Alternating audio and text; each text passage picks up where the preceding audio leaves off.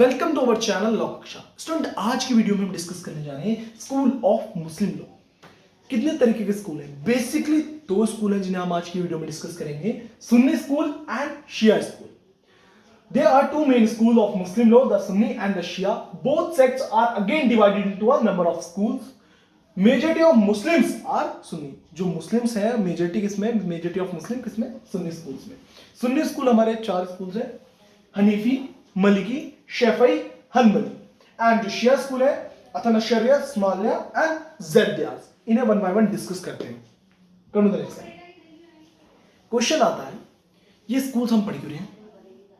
ये मुस्लिम्स में ही दो स्कूल्स क्यों डिवाइड हुए, किस लिए डिवाइड हुए, यही हम पढ़ेंगे। The division between Sunnis and the Shia school originate in the dispute concerning the question of इमामत और the spiritual leadership of Islam. दोनों स्कूल में कंफ्लिक्ट क्यों आया? देखिए, आफ्टर प्रॉफिट डेथ, अब प्रॉफिट मोहम्मद की डेथ के बाद कौन स्पिरिचुअल लीडरशिप ऑफ इस्लाम को होल्ड करेगा, कौन खलीफा बनेगा? तो यहां डिस्प्यूट हुआ मुस्लिम्स का, और उन्हीं के बेसिस में, उसी डिस्प्यूट की वजह से दो स्कूल डिवाइड हुए, Sunni and Shia, which came up for the decisions and the settlement immediately on the death of the Prophet Muhammad. Shia advocate that the office should go by the right of appointment and succession and maintain that the imamat was to be confined to the Prophet families or his nominees. तो जो शिया schools थे उन्होंने कहा कि जो हमारा spiritual leadership होनी चाहिए, जो स्पिरिचुअल लीडर बनेगा इस्लाम का, वो कौन होगा? जो प्रॉफिट मोहम्मद की फैमिली से हो, मतलब सक्सेशन। इन्होंने कहा जो उन्होंने बेस रखा वो कहा सक्सेशन, जो उनके नॉमिनीज है या उनकी फैमिलीज मेंबर्स है, उन्हें क्या बनाया जाए? लीडर बनाया जाए।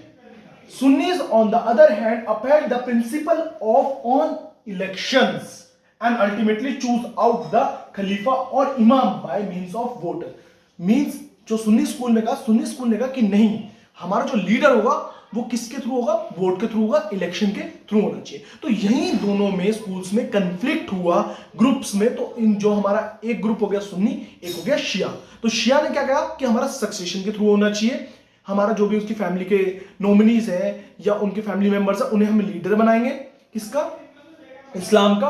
एंड सुन्नीज ने क्या कहा कि इलेक्शन के थ्रू होना चाहिए, कि हम जिसे चाहेंगे हम उन्हें वोट देंगे और वही हमारा क्या बनेगा? स्पिरिचुअल लीडरशिप ऑफ इस्लाम। तो ये डिस्प्यूट की वजह से ये दोनों स्कूल डिवाइड हुए थे। Clear concept? Next slide. Sunni school. तो सुन्नी स्कूल का पहला स्कूल क्या है? Hanafi school. अब हनीफी स्कूल देखो, आपको समझ आ रहा होगा ये हनीफी है, तो इसका एक मैं आपको छोटा सा हिंट बता देता हूं आगे लाइन में। अब्बू हनीफा इसके फाउंडर है। हनीफा हनीफी स्कूल, तो फाउंडर कौन है? अब्बू हनीफा, उन्हीं के नेम पे ये स्कूल रखा गया, Hanafi school. It is the most popular school of Muslim law. ये बहुत ज्यादा पॉपुलर स्कूल है, किसका? मुस्लिम लॉ का। जिसके फाउंडर थे सुन्नी मुस्लिम स्कूल के, हनीफा स्कूल के, वो कौन थे? अब्बू हनीफा। अब्बू Hanifa was an eminent scholar of his time and was widely known for his outstanding logical reasoning and technical legal thoughts। जो अब्बू हनीफा थे बहुत ज्यादा एमिनेंट स्कॉलर थे। वो किसके लिए जाने जाते थे? उनकी outstanding logical, outstanding reasoning and technical legal thoughts की वजह से वो क्या जाने जाते थे। He was appointed as qazi but he refused to accept the post in the fear that he would be required to give judgement against his conscience. तो यहां क्या देखा गया? देखिए, जो अब्बू हनीफा थे उन्हें अपॉइंट करा गया था, कौन सी पोस्ट के लिए? काजी पोस्ट के लिए। उन्होंने रिफ्यूज कर दिया था। किस चीज की वजह से रिफ्यूज कर दिया? In the fear that he would be required to give judgement, की उन्हें जजमेंट देना पड़ेगा। किस वजह से? अगेंस्ट हिज कंसाइंस, उन्हें अपनी कंसाइंस के अगेंस्ट भी जजमेंट देने पड़ेंगे। इस फियर की वजह से उन्होंने उस पोस्ट को रिफ्यूज कर दिया था, एक्सेप्ट नहीं करा गया था। कौन सी पोस्ट थी? काजी पोस्ट थी। Come to the next slide. He was the first jurist who led the foundation of systematical and scientific study of legal principle। ये फर्स्ट जूरिस्ट थे जिन्होंने क्या करा था? फाउंडेशन रखा था, किस चीज का? Systematic and scientific study of legal principle. जिन्होंने systematic and scientific study legal principle का क्या रखा था? फाउंडेशन किया था। कौन थे वो? अब्बू Hanifa. Imam Abu Hanifa began for the first time systematic and scientific study of the legal principle in Islamic jurisprudence and devote his whole life for the cause of formulating legal principle in the true spirit of Holy Quran and tradition of the Prophet।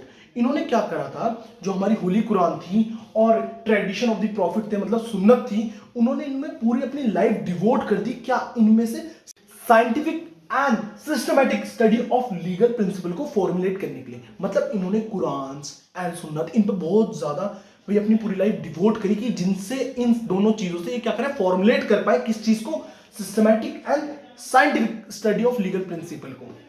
Imam Abu Hanifa best contribution in his distinguished disciples, the best and the greatest contribution made by Imam Abu Hanifa to Islamic jurisprudence is his distinguished and able, well-trained disciples like Imam Abu Yusuf and Imam Muhammad Shaibani and Zafar। देखिए इनके जो disciples थे उनके नाम क्या थे, इमाम Abu Yusuf and इमाम मोहम्मद शाइबानी एंड जफर। ये सारे क्या थे, इसके इनके अबू हनीफा के डिसिपल्स थे। तो इन्होंने क्या करा, इन्होंने बहुत ज्यादा कंट्रीब्यूट करा किसमें, इस्लामिक जूरिस्प्रूडेंस में, और इन्होंने अपने डिसिप्लिन मुस्लिम जूरिस्ट जो थे, ये सब उनके नाम है, उन पर बहुत ज्यादा उन्हें वेल ट्रेंड करा।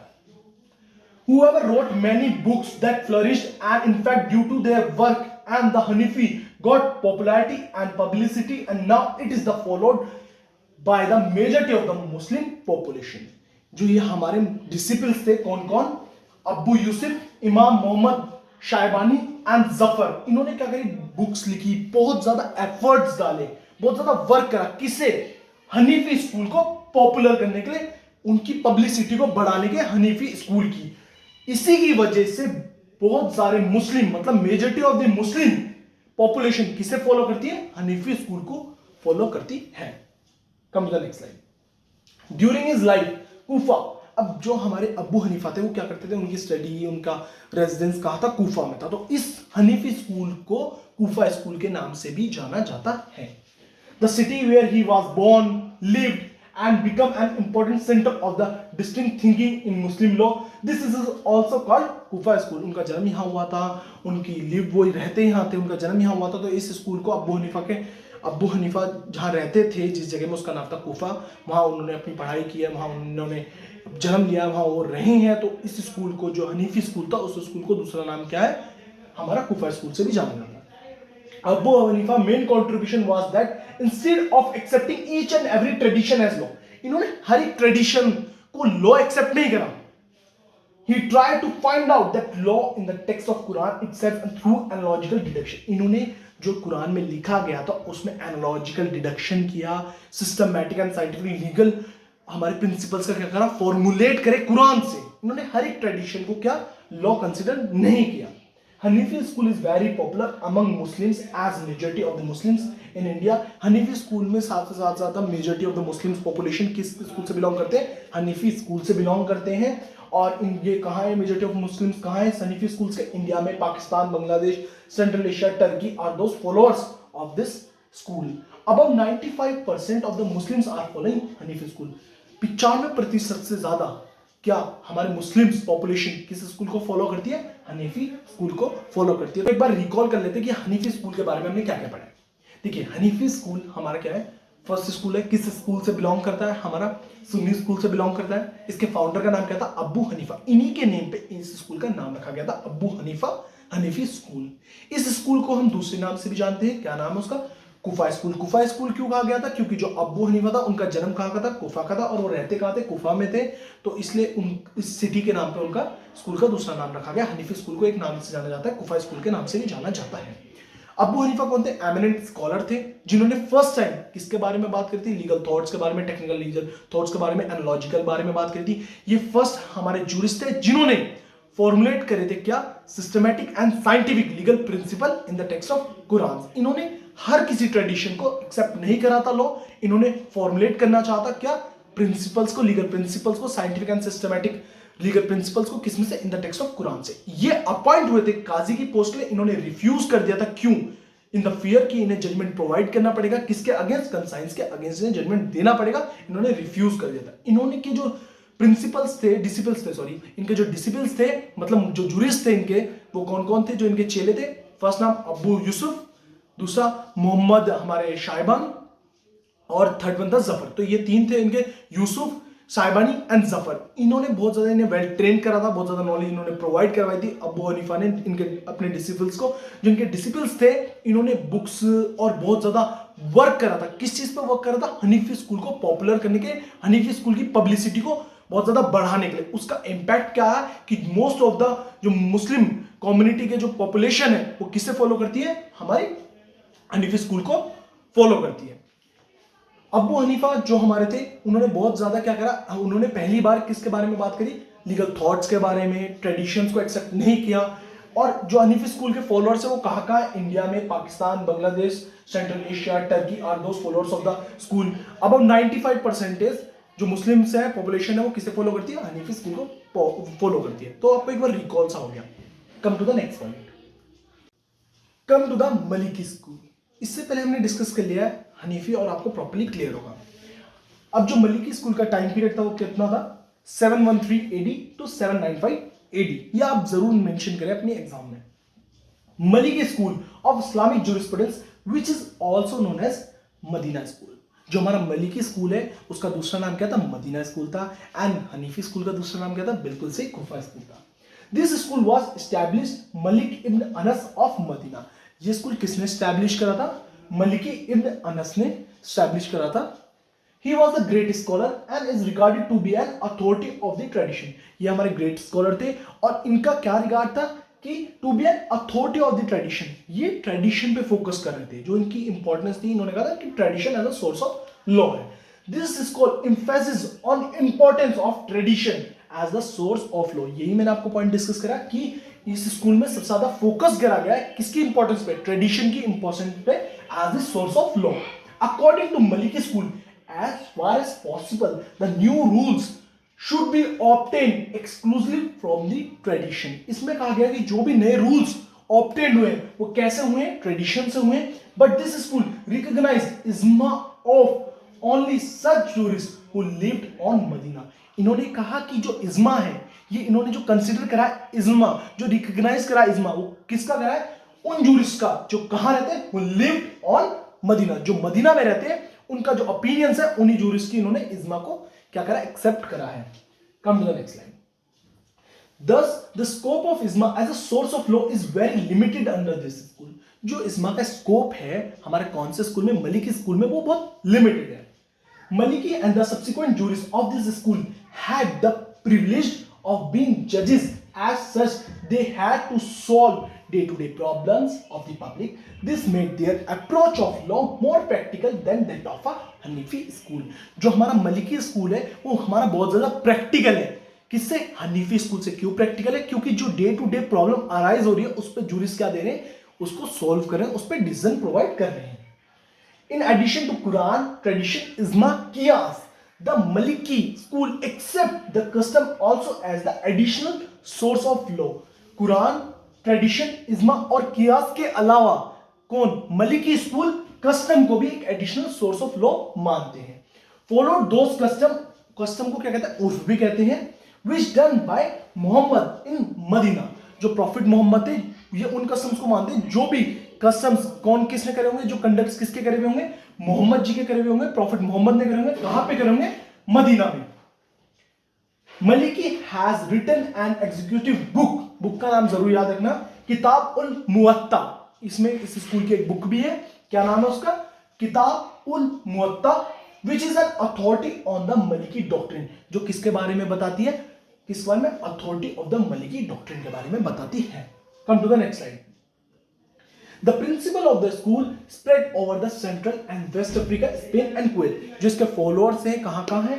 हमारे central and West Africa, Spain and Kuwait में। There are no Maliki Indians. Maliki कोई भी मतलब जो मलिकी स्कूल से बिलोंग करता है मुस्लिम, वो हमारे इंडिया में नहीं है। शैफई स्कूल, शैफई स्कूल का टाइम पीरियड क्या है? 767 AD to 820 AD। The father of the school was ash Shafi. Shafi school के फाउंडर कौन है? एश शैफई है। मलिकी स्कूल के फाउंडर कौन है? बिल्कुल सही, Maliki ibn Anas. And Hanafi school के फाउंडर कौन है? Abu Hanifa.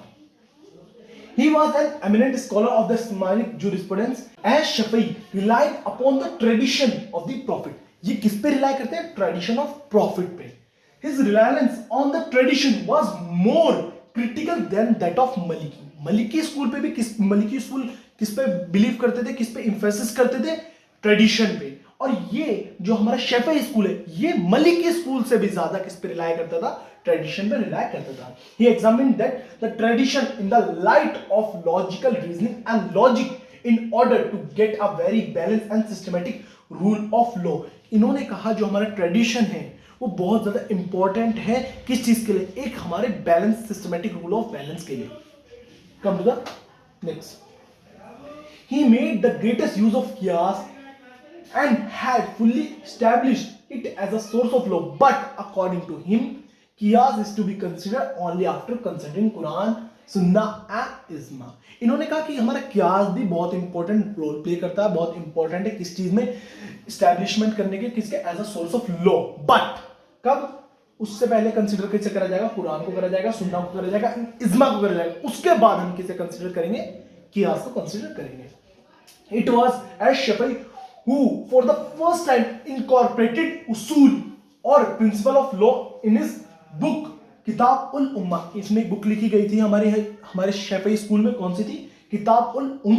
और इस स्कूल में किसके बारे में बात करी थी? इस स्कूल में पहली बार एश शफई ने क्या करा था? इनकॉर्पोरेट करा था स्कूल प्रिंसिपल ऑफ लॉज के बारे में बात करी गई थी। The ash Shafi school spread to lower Egypt, Saudi Arabia, East Africa and some part of Iraq and Persia. इसके फॉलोअर्स कहां हैं? हमारे इजिप्ट में है, सऊदी अरेबिया में है, ईस्ट अफ्रीका में है, और कहां है? Some parts of Iraq and Persia. Come to the next slide. अब करते हैं हनबली। लास्ट स्कूल डिस्कस करते हैं हमारे कौन से ग्रुप का, कौन से सेट का? बिल्कुल सही, सुन्नी सेट का। हनबली स्कूल का जो टाइम पीरियड है 780 AD to 855 AD। The fourth school of Sunni sect is Hanbali school by ibn Hanbal. देखिए नाम जरूर याद रखना। नाम से आपको जो हमारे जो फाउंडर्स हैं जिन्होंने वो स्कूल फाउंड करे हैं तो वो कौन कौन है? हनीफी स्कूल का अबू हनीफा, मलिकी का मलिक इब्न अनस, शफी का हमारा शफी एंड हनबली का कौन है? इब्न Hanbal. He relied so much upon the tradition that order of source, namely Ijma and Qiyas, were rejected by him। ये भी रिलाई किस पे करते थे? ट्रेडिशन पे रिलाई करते थे। और इन्होंने नेग्लेक्ट किसे करा? रिजेक्ट किसे करा? इज्मा और कियास को रिजेक्ट कर दिया इन्होंने प्रॉपर्ली।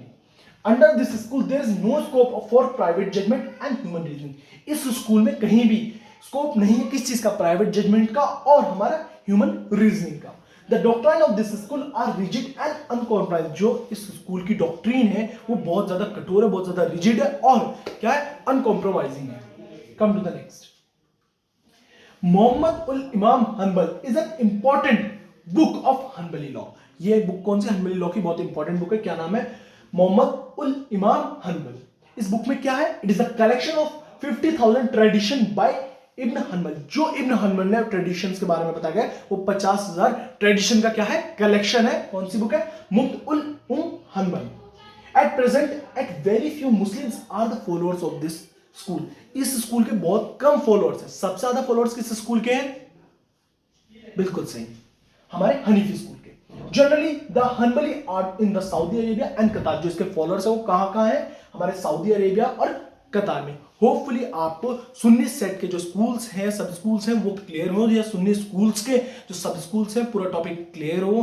कौन कौन से स्कूल आज हमने डिस्कस करे हैं? बिल्कुल सही, हमने फर्स्ट पे डिस्कस करा है हनीफी, मलिकी, शैफई एंड हनबली। ये चार टॉपिक्स आपको क्लियर हो चुके हैं, चार स्कूल्स आपको क्लियर हो चुके हैं। अगर कोई भी डाउट है इन स्कूल्स में रिगार्डिंग, कोई भी प्रॉब्लम है इन स्कूल्स में, तो विदाउट हेजिटेट आप मुझे मेरे Instagram account shubhamdobal.22 link description में, वहां जाके मुझे डीएम करिए। अगर कोई भी स्कूल नहीं समझ आया, जैसे फॉर एन एग्जांपल आपको एशफी स्कूल समझ नहीं आया या हनबली स्कूल में कोई भी प्रॉब्लम है, तो मैं उसके लिए स्पेशली वीडियो बना दूंगा। और वो सारी मेरी मुस्लिम लॉ की वीडियोस कहाँ मिलेगी? मुस्लिम लॉ की प्लेलिस्ट में। अगर कोई और भी सब्जेक्ट की वीडियोस चाहिए तो मैंने हर सब्जेक्ट के लिए एक सेपरेट प्लेलिस्ट बनाता हूँ। मेरा कंसेप्ट ये है कि एक सब्जेक्ट के लिए, एक टॉपिक के लिए एक सेपरेट प्लेलिस्ट हो कि जिससे स्टूडेंट्स को इजीली, किसी बच्चे को पढ़ना है जूरिस्प्रूडेंस पढ़ना है, किसी बच्चे को हिंदू लॉ पढ़ना है, तो उससे सारी वीडियोस एक प्लेलिस्ट में मिल जाए, उसके लिए भी इजी रहेगा। मेरी वीडियोस अच्छी लगती है, मेरे एफर्ट्स अच्छे लगते हैं, मेरा कंटेंट अच्छा लगता है, तो ज़्यादा से ज़्यादा मेरी वीडियोस को शेयर करें, ज़्यादा से ज़्यादा मेरी वीडियोस को लाइक करें, subscribe my channel and also press bell icon for the coming videos. Thank you.